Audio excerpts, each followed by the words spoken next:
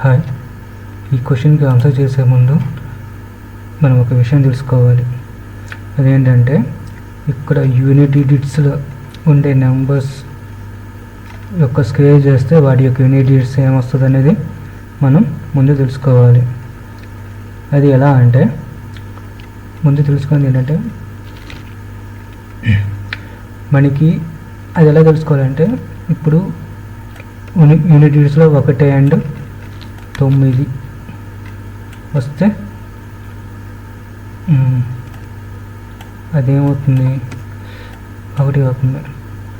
అదేవిధంగా 2 and 8 వస్తే అదేమవుతుంది, 4 అవుతుంది. అదేవిధంగా 3 and 7 వస్తే ఏమవుతుంది, 9 అవుతుంది. అదేవిధంగా 4 and 6 వస్తే అది 6 అవుతుంది. అండ్ 5 స్క్వేర్ చేస్తే అది లాస్ట్కి 5గానే వస్తుంది.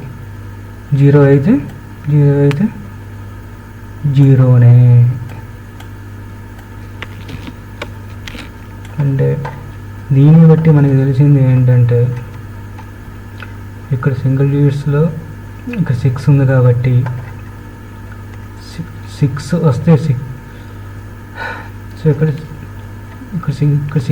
6 ఉంది కాబట్టి దీని మీద చూస్తే ఇక్కడ మనకు 6 ఉంది కావున 4 కానీ 6 కానీ వస్తుంది.